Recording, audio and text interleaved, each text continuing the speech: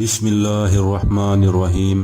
ناظرین، آپ دیکھ رہے ہیں ہمارا چینل مورل سٹوریز پی کے اور میں ہوں آپ کا میزبان نثار احمد۔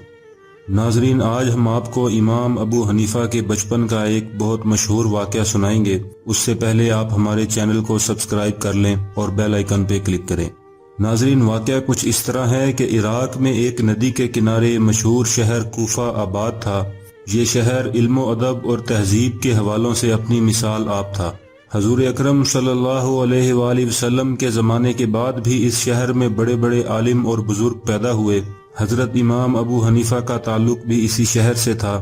یہ امام ابو حنیفہ کے بچپن کا واقعہ ہے کہ ایک کافر جو بہت عالم اور فاضل تھا اور اسے اپنے علم اور فضل پر بڑا گھمنڈ تھا، کہیں سے کوفے میں آ کر رہنے لگا۔ آہستہ آہستہ اس کے علم و فضل کا شہرہ پورے کوفہ میں پھیل گیا۔ وہ کافر اپنی دل موہ لینے والی باتوں سے مسلمانوں کو ورغلانے کی کوشش کرنے لگا تاکہ ان کا ایمان کمزور کر سکے۔ ایک دفعہ کا ذکر ہے کہ وہ کوفہ کے بڑے بازار میں ایک چبوترے پر کھڑا ہو کر اپنی علم و حکمت کی ڈینگیں مار رہا تھا۔ اس نے کوفہ کے مسلمانوں سے 3 سوال کیے، لیکن کوئی بھی ان سوالوں کے جواب نہ دے سکا۔ اسی دوران ابو حنیفہ وہاں سے گزرے۔ آپ مکتب جا رہے تھے اور آپ کے گلے میں بستہ لٹک رہا تھا۔ امام ابو حنیفہ نے جب کافر کو شیخی مارتے دیکھا تو آپ رک گئے اور کہا، میں تیرے سوالوں کے جواب دوں گا، تو اپنے سوال کر۔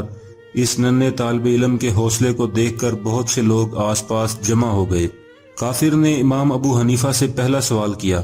کافر نے ابو حنیفہ سے پہلا سوال یہ کیا کہ بتاؤ اس وقت تمہارا اللہ کیا کر رہا ہے؟ ابو حنیفہ نے کہا، پوچھنے والے سے بتانے والے کا رتبہ بلند ہوتا ہے، اس لیے تم میری جگہ پر آ جاؤ اور میں تمہاری جگہ پر آ جاتا ہوں۔ کافر چبوترے سے نیچے اتر آیا اور ابو حنیفہ نے چبوترے پر کھڑا ہونے کے بعد اونچی آواز میں لوگوں کو متوجہ کر کے کہا، اے لوگو، گواہ رہنا، اس وقت اللہ تعالیٰ ایک کافر کے رتبے کو گھٹا رہا ہے اور مسلمان بچے کے رتبے کو بڑھا رہا ہے۔ ابو حنیفہ کا یہ جواب سن کر سارے مسلمان ابو حنیفہ کی دانائی پر حیران ہو گئے اور واہ واہ کرنے لگے، جبکہ کافر ابو حنیفہ کا یہ جواب سن کر شرمندہ ہو گیا۔ کافر نے اپنے ماتھے سے پسینہ صاف کرتے ہوئے ابو حنیفہ سے دوسرا سوال کیا کہ یہ بتاؤ خدا سے پہلے کیا تھا؟ ابو حنیفہ نے اس سوال کے جواب میں کافر کو 9 سے الٹی گنتی گننے کو کہا۔ کافر گنتی گننے لگا، 9، 8، 7، 6، 5، 4، 3، 2، 1، اور پھر چپ ہو گیا۔ ابو حنیفہ نے کہا، تم چپ کیوں ہو گئے ہو؟ 1 سے پہلے کیا ہے؟ کافر نے جواب دیا، 1 سے پہلے تو کچھ نہیں ہوتا، 0 ہوتا ہے۔ ابو حنیفہ نے مسکراتے ہوئے کہا، تو بس اللہ بھی ایک ہے، اس سے پہلے کیا ہو سکتا ہے؟ کافر ابو حنیفہ کے اس جواب پر ہکا بکا رہ گیا اور دوسرے لوگ بھی ابو حنیفہ کی عقل مندی پر دنگ رہ گئے۔ پھر کافر نے ابو حنیفہ سے تیسرا سوال کیا، تمہارے اللہ کا منہ کس طرف ہے؟